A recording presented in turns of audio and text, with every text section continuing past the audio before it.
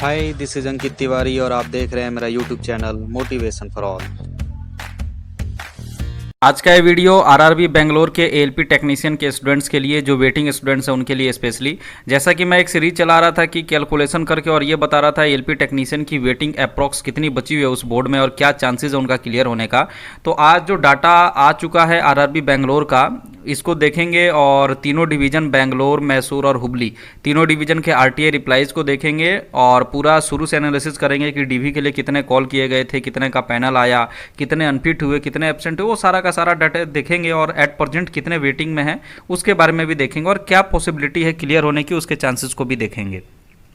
तो चलिए RTI reply से मैं बता देता हूँ। स्क्रीनशॉट वगैरह मैंने दूसरा नहीं लिया है, हालांकि मैंने पूरा एनालिसिस किया है सारे के सारे पैनल्स का।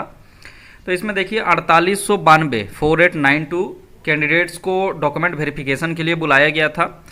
ये दोनों एएलपी टेक्नीशियन के हैं। लास्ट पेज जो कैलकुलेशन वाला है उसमें बताऊंगा कितने एएलपी और कितने टेक्नीशियन, कितने मेन और कितने वेटिंग में बुलाए गए थे। अभी पैनल की बात करें तो एएलपी का आपका टोटल 1606, बाद में 6 और लड़कों का आया था, तो 1612 लड़कों का आ चुका है पैनल और टोटल वैकेंसी 1623 थी। इसमें यूआर के 828, एससी का 240, एसटी का 123 और ओबीसी के 415 और एक सर्विसमैन थे, इनका पूरा आया था। इसी तरह से अगर टेक्नीशियन की बात करें तो टेक्नीशियन में यूआर का 579, एससी का 251, एसटी का 131, ओबीसी का 443, टोटल 1588 आया हुआ था आपका टेक्नीशियन का पैनल। बाद में और कुछ लोगों का आया, टोटल 1596 हो गया था, वो मैं लास्ट पेज में आपको बताऊंगा। एक बार ये ओवरव्यू देख लेते हैं। इसके अलावा मेडिकल को लेके भी बहुत सारे स्टूडेंट्स को डाउट रहता है, तो बहुत सारे बोर्ड ने, इससे पहले भी मैंने वीडियो के माध्यम से ये चीज़ क्लियर किया हुआ है। मैंने भुवनेश्वर का, आरआरबी चंडीगढ़ का ये दिखाया था आपको आरटीआई। अभी इसमें भी देख लीजिए तो इसमें भी साफ साफ लिखा हुआ है कि A1 medical is valid till further requirement as per medical manual. तो मेडिकल मैनुअल में जो A1 की वैलिडिटी होती है वो पूरे 4 साल की वैलिडिटी होती है। तो आप सभी का 2019 में हुआ है, तो मेडिकल में चैप्टर 5 के अनुसार आपका दोबारा से मेडिकल 2023 में होना चाहिए। बाकी देखिए रेलवे आगे क्या डिसीजन लेता है, वैसे रूल्स को फॉलो करना उनका कर्तव्य है। आगे चलते हैं, अनफिट का डाटा जरा देखेंगे तो 238 स्टूडेंट्स एएलपी टेक्नीशियन दोनों को मिला के अनफिट रहे थे, सेपरेट डाटा इन्होंने प्रोवाइड नहीं किया है। और 142 स्टूडेंट्स जो हैं वो डॉक्यूमेंट वेरिफिकेशन में एब्सेंट रहे थे, ये भी इन्होंने सेपरेट प्रोवाइड नहीं किया, एएलपी टेक्नीशियन मिला के ये डाटा है। तो टोटल 238 मेडिकल अनफिट और 142 एब्सेंट रहे थे।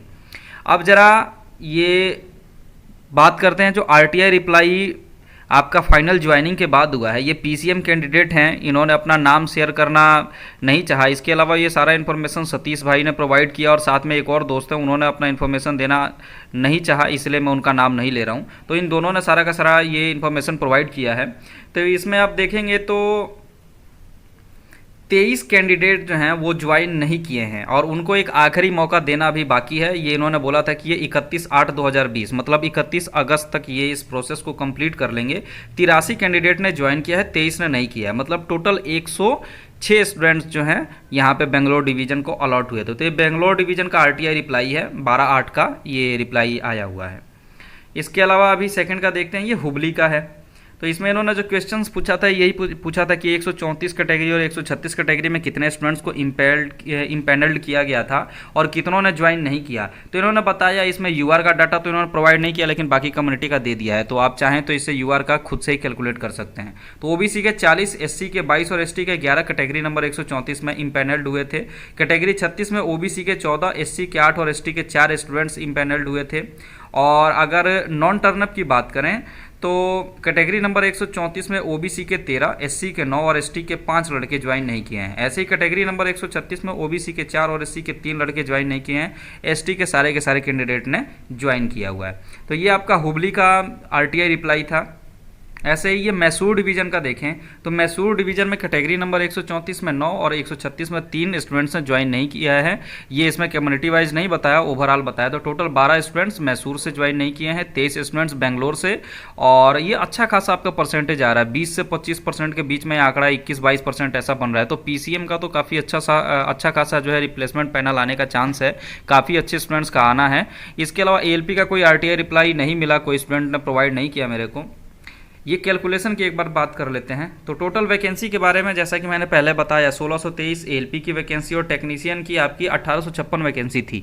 लेकिन अगर आप कट ऑफ देखेंगे तो बहुत जगह एनईसी नॉट एलिजिबल कैंडिडेट्स हैं, इसीलिए ये 1856 पूरी सीटें भरी नहीं गई। और डॉक्यूमेंट वेरिफिकेशन के लिए जैसा कि ये स्टार्टिंग में मैंने दिखाया 4892 स्टूडेंट्स को बुलाया गया था।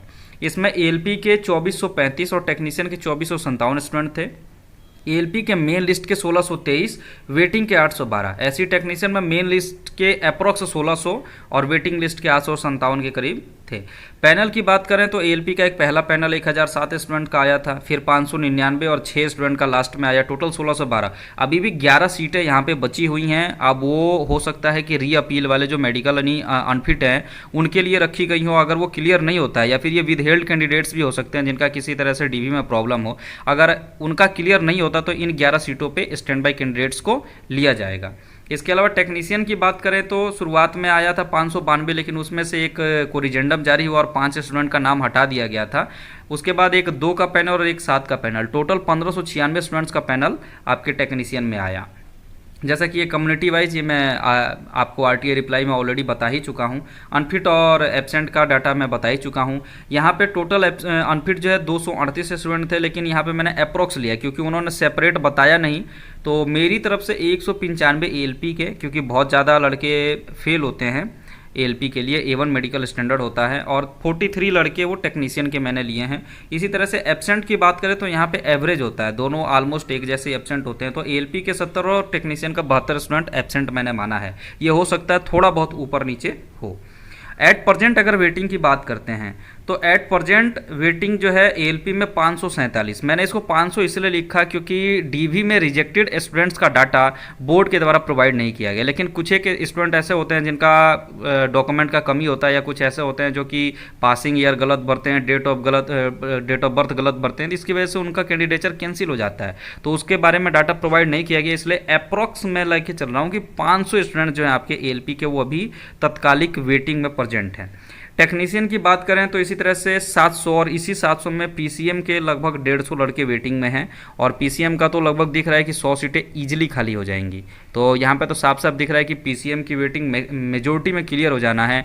और अगर एएलपी का आप 15% के अप्रोक्स कैलकुलेट करके चलते हैं तो वहाँ पर भी 250-300 के करीब क्लियर होने के चांसेज हैं। इसके अलावा मैं बोलूँगा एएलपी सेफ्टी कैटेगरी का, टेक्नीशियन भी सेफ्टी कैटेगरी का है, तो इसमें रिक्वायरमेंट रहती है हमेशा से। साथ में अभी अगले 3-4 साल कोई वैकेंसी नहीं आनी। आप खुद ही देख रहे हैं कोरोना जो क्राइसिस चल रहा है, कोरोना की वजह से वो इतना ज़्यादा प्रॉब्लम दे रहा है। अभी तो नई वैकेंसीज निकालने के लिए भी वित्त मंत्रालय ने रोक लगा दिया। तो बहुत सारे ऐसे चल रहे हैं। तो ऐसी सीट जिसकी बहुत ज़्यादा ज़रूरत है, जिसके बिना काम चल ही नहीं सकता है, तो उस पर तो इनको रिक्रूटमेंट करना ही करना होगा। और आगे 3-4 साल 5 साल वैकेंसी नहीं आनी है तो इतना तो तय है कि अगर मान लीजिए 10,000 वैकेंसी निकलता है और टेक्नीशियन और एएलपी के 5,000 लोग हैं, तो इनको ऑब्वियस ही बात है कि वो लेंगे, क्योंकि उनको ज़रूरत है। 20,000, 30,000, 40,000 वैकेंसी जाती हैं। अभी आपने देखा आपकी पूरी 4 साल में 64,000 की वैकेंसी आई। तो इसी तरह से फिर से अगर 64,000, 60,000 अगले 3-4 साल में क्रिएट होती हैं, और टोटल एएलपी टेक्नीशियन के 8 से 10,000 लड़के वेटिंग में ही हैं, तो वो ईजिली इतना ले लेंगे, सबको क्लियर कर देंगे, क्योंकि उनको ज़रूरत है। वो 4 साल कैसे सर्वाइव करेंगे। अभी DFCCIL का भी प्रोजेक्ट अंडर रनिंग है। इसके अलावा जैसे ही ट्रेनें नॉर्मल फ्रिक्वेंसी पर चलना शुरू हो जाएंगी, आप सभी की रिक्वायरमेंट आ जाएगी और बहुत जल्दी रिप्लेसमेंट पैनल आएगा। होपफुली सभी का, आपका ये तीनों डिवीजन अच्छे खासे डिवीजन है। यहाँ पे और भी वैकेंसीज जो हैं वो एएलपी की क्रिएट हुई होंगी। तो ये नहीं देखना है कि सिर्फ 250-300 ही डाटा आ रहा है कि 250-300 का क्लियर होगा, ऐसा नहीं है। आखिरी स्टूडेंट्स का भी जो है आखिरी स्टेज पे जो लास्ट कटअप पार किया उसका भी वेटिंग 100% क्लियर होगा। बस थोड़ा सा टाइम कंज्यूमिंग होगा ये। बहुत बहुत धन्यवाद।